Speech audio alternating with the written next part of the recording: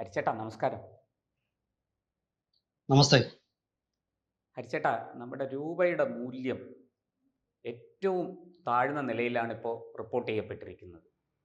അത് എന്താണ് അതിൻ്റെ അർത്ഥം? നമ്മുടെ സമ്പദ് വ്യവസ്ഥ തകരുന്നു എന്നാണ്?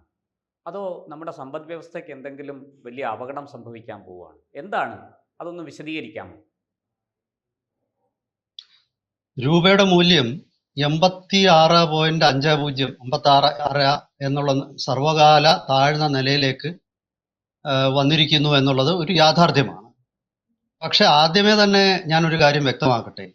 ഇതുകൊണ്ട് ഇന്ത്യയുടെ സമ്പദ്ഘടന തകർന്നെന്നോ അതല്ലെങ്കിൽ ഇത് മൂലം വരും ദിവസങ്ങളിൽ ഇന്ത്യക്ക് വലിയ സാമ്പത്തിക തകർച്ചയുണ്ടാകുമെന്നോ അങ്ങനെ ഒന്നും തെറ്റിദ്ധരിക്കേണ്ട, പരിഭ്രാന്തരാകേണ്ട ഒരാവശ്യവുമില്ല എന്ന് നമ്മൾ ചർച്ച തുടങ്ങുന്നതിന് മുമ്പ് തന്നെ ഞാൻ പറയാം. കാരണം അങ്ങനെ ഒരു പരിഭ്രാന്തി ബിൽഡപ്പ് ചെയ്യേണ്ട കാര്യമല്ല ഇത്.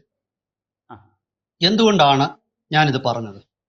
അതായത് ഒരു രാജ്യത്തിന്റെ കറൻസിയുടെ മൂല്യം ആ രാജ്യത്തിന്റെ സമ്പദ്ഘടനയുടെ ശക്തിയെ ഒരു തരത്തിൽ കാണിക്കുന്നു എന്നുള്ളത് ശരിയാണ്. പക്ഷെ അത് എപ്പോഴും അങ്ങനെ ആവണമെന്നുമില്ല. ഇപ്പൊ ഞാൻ മറ്റൊരു ഉദാഹരണം പറയാം. ജപ്പാൻ കറൻസിയായ യെന്നിന്റെ മൂല്യം രൂപയേക്കാൾ കുറവാണ്. അതായത് 1 രൂപ കൊടുത്താൽ നിങ്ങൾക്ക് ഏതാണ്ട് 1 രൂപ പിന്നെ 1.8 yen കിട്ടും. അതായത് വെറും 55 പൈസ കൊടുത്താൽ നിങ്ങൾക്ക് ഒരു ജപ്പാൻ yen കിട്ടും. അപ്പോൾ മനസ്സിലായല്ലോ, ജപ്പാൻ കറൻസിക്ക് വലിയ മൂല്യമില്ല എന്ന് വെച്ച് ജപ്പാൻ തകർന്നിരിക്കുന്ന രാജ്യമാണോ? അല്ല. അപ്പോൾ ആദ്യമേ അങ്ങനെ ഒരു തെറ്റിദ്ധാരണയും വേണ്ട. ഇനി എന്തുകൊണ്ടാണ് ഇപ്പോൾ ഇന്ത്യയുടെ രൂപയുടെ മൂല്യം താഴോട്ട് വന്നിരിക്കുന്നത്? അത് അതിന്റെ കാരണം, ഒന്നാമത്തെ കാരണം, ഇത് ഒരു സ്പെക്കുലേറ്റേഴ്സ് എന്ന് പറയുന്ന ഈ ആൾക്കാര് ആണ് ഇത് താഴ്ത്തിയിരിക്കുന്നത്. അതായത് ഊഹക്കച്ചവടം എന്ന് വേണമെങ്കിൽ പറയാം മലയാളത്തിൽ. ആ, പൂർണ്ണമായിട്ട് അത് ശരിയല്ല, എങ്കിലും മലയാളത്തിലൊരു വാക്ക് സ്പെക്കുലേഷൻ ഞാൻ ഊഹക്കച്ചവടം എന്ന് പറയുകയാണ്.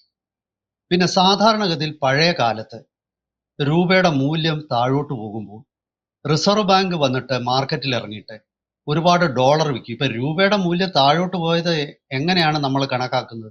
ഡോളറുമായുള്ള വിനിമയ നിരക്കിൽ രൂപയുടെ മൂല്യം, അതായത് നേരത്തെ 84 രൂപയോ 84 രൂപയോ കൊടുത്താൽ ഒരു ഡോളർ കിട്ടുമായിരുന്നെങ്കിൽ ഇപ്പോൾ 86 രൂപയിലധികം കൊടുത്തെങ്കിൽ മാത്രമേ ഒരു ഡോളർ ലഭിക്കൂ. അപ്പൊ അങ്ങനെ ഡോളറുമായിട്ട് ബന്ധിപ്പിച്ചാണ് നമ്മൾ ഈ വാല്യൂ കണക്കാക്കുന്നത്. അപ്പോൾ പണ്ടൊക്കെ റിസർവ് ഇങ്ങനെ മൂല്യം താഴേക്ക് പോയി കഴിഞ്ഞാൽ ഉടൻ തന്നെ റിസർവ് ബാങ്ക് കൈവശമുള്ള ഡോളറുകൾ വിറ്റിട്ട് ഡോളറിന്റെ ലഭ്യത കൂട്ടുകയും അപ്പോഴേക്കും രൂപയുടെ മൂല്യം കൂടും. കാരണം ഡോളർ ഒരുപാട് ഉണ്ടെങ്കിൽ ആവശ്യക്കാരെ സംബന്ധിച്ചിടത്തോളം ഡിമാൻഡ് അതുപോലെ സപ്ലൈ, ഇതാണ് ഈ രൂപയുടെ മറ്റേതൊരു മാർക്കറ്റിൽ ഉള്ളതുപോലെ രൂപയുടെ മാർക്കറ്റിനും ഇത് തന്നെയാണ് ഇത് തന്നെയാണ് പ്രാഥമിക തത്വം. അപ്പോ പണ്ട് റിസർവ് ബാങ്കിന്റെ ഇടപെടലുണ്ടാകുന്നു. ഇപ്രാവശ്യം റിസർവ് ബാങ്ക് ഇറങ്ങിയിട്ട് കൃത്രിമമായി രൂപയുടെ മൂല്യം വർദ്ധിപ്പിക്കാനുള്ള ശ്രമമൊന്നും നടത്തിയിട്ടില്ല. രൂപയുടെ മൂല്യം വർദ്ധിക്കട്ടെ, അത് ഒരു ആത്മവിശ്വാസത്തെയും കൂടെ കാണിക്കുന്നു. അതായത് രൂപയുടെ മൂല്യം അങ്ങനെ താഴോട്ട് പോകണമെങ്കിൽ എവിടം വരെ പോകുന്ന നമുക്കൊന്ന് അറിയണമല്ലോ. അത് അങ്ങനെ പോകില്ല എന്നൊരു ആത്മവിശ്വാസം നമ്മൾക്കുണ്ട്. ഇനി എങ്ങനെയാണ് ഇപ്പം ഇത് നമ്മുടെ ഈ സംഭാഷണം തുടങ്ങുന്നതിന് മുമ്പ് ഞാൻ 3 കാര്യങ്ങൾ പറയാം. എന്തുകൊണ്ട് ഇപ്പൊ ഞാൻ ആദ്യം പറഞ്ഞു സ്പെക്കുലേറ്റേഴ്സ് എന്താണ് ഇപ്പൊ ചിന്തിക്കുന്നതെന്ന് പറഞ്ഞാൽ, ഒന്നാമത്തെ കാര്യം, അമേരിക്കയുടെ പലിശ നിരക്കുകൾ കുറയ്ക്കില്ല. ഈ 2025 അമേരിക്കയിലെ പലിശ നിരക്കുകൾ ഉയർന്നു തന്നെ ആയിരിക്കും എന്നുള്ള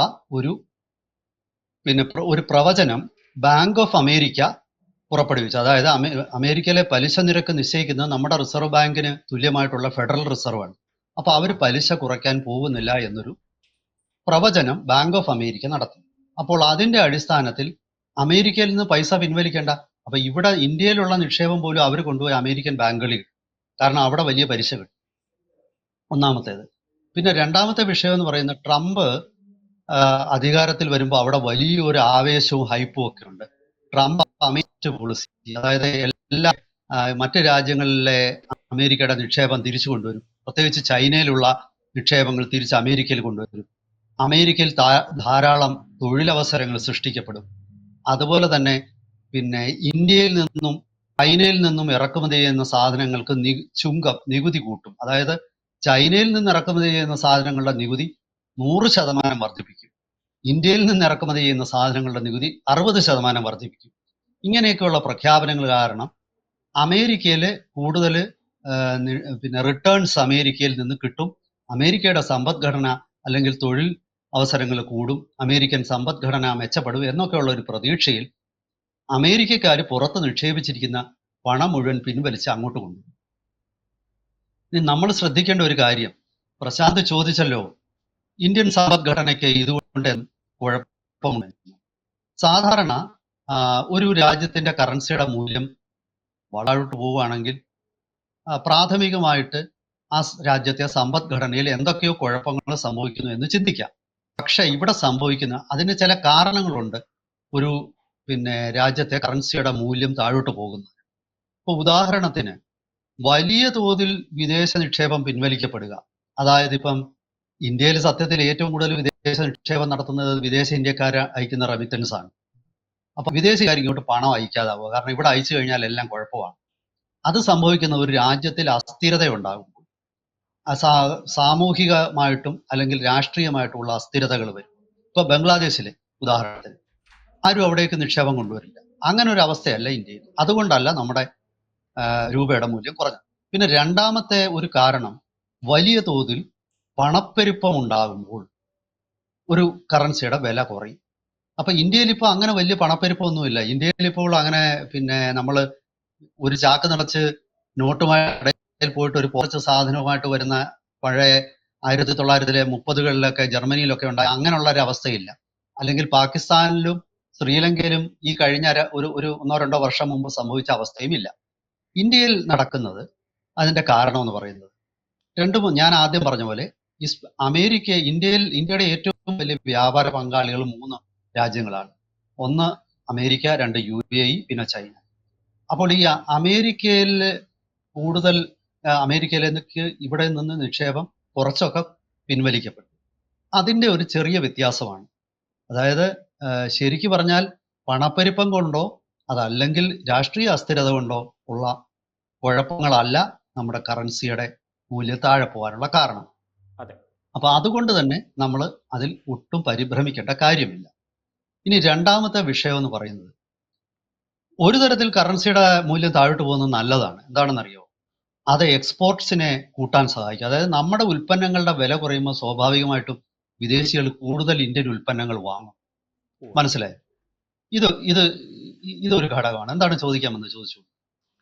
അങ്ങ് ഈ എന്താ പറയുക, കയറ്റുമതിയുമായി ബന്ധപ്പെട്ട് ഇപ്പോൾ ഇത് പറഞ്ഞു, രൂപയുടെ മൂല്യം താഴുന്നത്, അതിൻ്റെ നല്ല വശത്തെക്കുറിച്ച് പറഞ്ഞു. പക്ഷേ എൻ്റെ ഒരു സംശയം, നമ്മൾ ഏറ്റവും കൂടുതൽ ഇറക്കുമതി ചെയ്യുന്നത് എണ്ണയാണ്, ക്രൂഡ് ഓയിലാണ്. അതിന് നമ്മൾ ഡോളർ കൊടുത്താണ് ഗൾഫ് പോലെയുള്ള രാജ്യങ്ങളിൽ നിന്ന് എണ്ണ ഇറക്കുമതി ചെയ്യുന്നത്. ഇപ്പോൾ അത് കുറവാണ്, നമ്മൾ റഷ്യയിൽ നിന്ന് നേരിട്ടാണ് ഇറക്കുമതി ചെയ്യുന്നത്. എങ്കിലും ഈ ഗൾഫ് മേഖലയിൽ നിന്നുള്ള എണ്ണ ഇറക്കുമതിയെ ഇത് ബാധിക്കില്ലേ? അവിടെ നമുക്ക് വലിയ നഷ്ടം വരാൻ സാധ്യതയില്ലേ? എന്താണ് അതേക്കുറിച്ച് പറയാനുള്ളത്?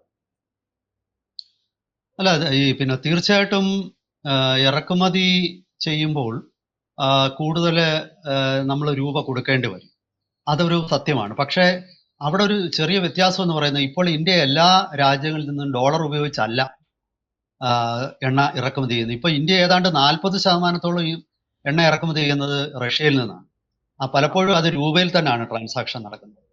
അതുപോലെ തന്നെ UAE ആയിട്ടുള്ള പല ട്രാൻസാക്ഷൻസും രൂപയിലാണ് നടക്കുന്നത്. അപ്പോൾ ഡോളർ മാത്രമല്ല, ഇപ്പൊ ഡോളർ എന്ന ഒരു സിംഗിൾ കറൻസി മാത്രം ആശ്രയിച്ചല്ല നമ്മുടെ ഇറക്കുമതി നടക്കുന്നത്. കൂടുതൽ ഇറക്കുമതി ചെയ്യാനുള്ള ഒരു ടെൻഡൻസി ഉണ്ടാകാം. പക്ഷെ ഞാൻ പറഞ്ഞു വരുന്നത്, ഈ അതായത് രൂപയുടെ മൂല്യം താഴോട്ട് പോകുമ്പോഴേക്കും ഇറക്കുമതി വർദ്ധിച്ചതായിട്ടാണ് ഇന്ത്യയുടെ കഴിഞ്ഞ കാല ചരിത്രം കാണിക്കുന്നത്. ഇത് നമ്മുടെ ഫൈനാൻസ് കമ്മീഷൻ ചെയർമാനായ അരവിന്ദ് പാൻകാരിയെ ചൂണ്ടിക്കാണിച്ചിട്ടുണ്ട്. ആ ഒരു കണക്കൂടെ ഞാൻ പറഞ്ഞു നിർത്താം. നമുക്ക് സമയത്തിന് പരിമിതി ഉണ്ടെന്ന് എനിക്കറിയാം, ഒരുപാട് കാര്യങ്ങൾ പറയാനുണ്ടായിരുന്നു. പക്ഷേ എങ്കിലും ഇത് ഞാൻ പറഞ്ഞു നിർത്താം.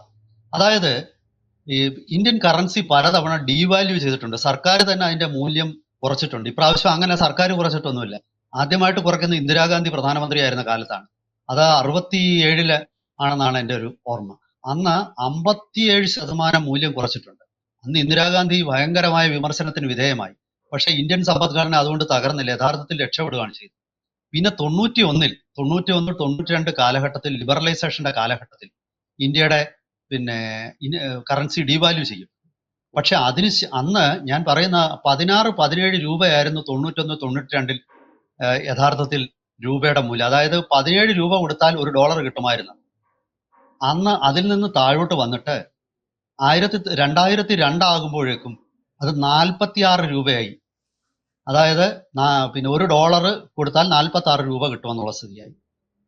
അതിനുശേഷം 2012 ആകുമ്പോൾ അത് 63 രൂപ കൊടുത്താലേ $1 കിട്ടും. $1 കൊടുത്താൽ നമുക്ക് 62-63.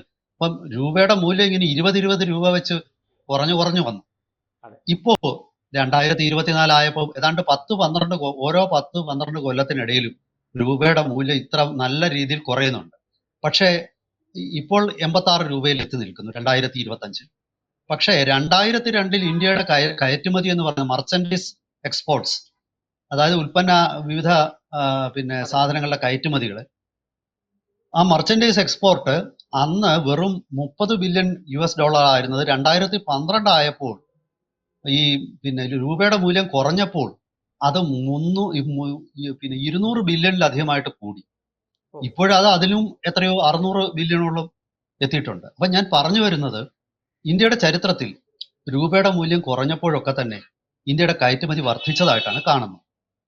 പക്ഷേ ഇന്ത്യ കൂടുതൽ വൈവിധ്യവൽക്കരിക്കുകയും ഇന്ത്യയുടെ സാമ്പത്തിക മേഖലയിൽ മാനുഫാക്ചറിങ് വ്യവസായങ്ങൾ ശക്തിപ്പെടുത്തുകയും ചെയ്ത് നമ്മുടെ കയറ്റുമതി വർദ്ധിപ്പിക്കുക എന്നുള്ളത് നമ്മൾ രൂപയുടെ മൂല്യം കുറയുമ്പോൾ നമ്മൾ അത് ചെയ്യേണ്ട ഒരു കാര്യമാണ് എന്ന് വെച്ചിട്ട് നിങ്ങൾ പരിഭ്രാന്തപ്പെടേണ്ട. വിദേശ ഇന്ത്യക്കാർ ഇന്ത്യയിലേക്ക് ഈ കഴിഞ്ഞ വർഷം എക്കാലത്തെയും ഏറ്റവും വലിയ തുകയാണ് ഇന്ത്യയിലേക്ക് അയച്ചത്. അതുപോലെ അവർ ഈ രൂപയുടെ മൂല്യം കുറയുമ്പോൾ കൂടുതൽ പണമായി. ഇപ്പൊ ഗൾഫിലുള്ളവർക്ക് ഇവിടെ പറഞ്ഞാൽ അതറിയാം. അങ്ങനെ വീണ്ടും വിദേശ നാണ്യം വർദ്ധിക്കും. അപ്പൊ വീണ്ടും രൂപയുടെ മൂല്യം കൂടും. എന്തായാലും പരിഭ്രാന്തപ്പെടേണ്ട കാര്യമൊന്നുമില്ല. ഇതാണ് എനിക്ക് പറയാൻ. തീർച്ചയായിട്ടും ഒരു ആശങ്ക ജനിപ്പിക്കുന്ന ഒരു വാർത്തയായിരുന്നു കഴിഞ്ഞ ദിവസം പുറത്തു വന്നത്. രൂപയുടെ മൂല്യം ഇടിഞ്ഞു. മാധ്യമങ്ങളൊക്കെ വലിയ തോതിൽ അത് വാർത്തയാക്കി. അതിനെ രാഷ്ട്രീയ ആയുധമായിട്ട് ഉപയോഗിക്കാനൊക്കെ പലരും ശ്രമിച്ചു. പക്ഷേ അങ്ങ് അതിൻ്റെ സാങ്കേതികത്വത്തിലേക്ക്, ആഴങ്ങളിലേക്ക് ഇറങ്ങി വളരെ ലളിതമായിട്ട് ഇക്കാര്യം വിശദീകരിച്ചു. കയറ്റുമതി കൂടുന്നതിൻ്റെയും ഇറക്കുമതിയുടെയും ഒക്കെ പശ്ചാത്തലത്തിൽ എങ്ങനെയാണ് ഇത് നമുക്ക് ഗുണം ചെയ്യുന്നത്, ഇതിനകത്ത് എന്തൊക്കെ ദോഷങ്ങൾ ഉണ്ടാകാൻ സാധ്യതയുണ്ട് എന്നൊക്കെ ചൂണ്ടിക്കാണിച്ചു. എന്തായാലും വളരെ വിജ്ഞാനപ്രദമായ ഒരു വിവരങ്ങളാണ് അങ്ങ് പങ്കുവച്ചത്. വളരെ നന്ദി.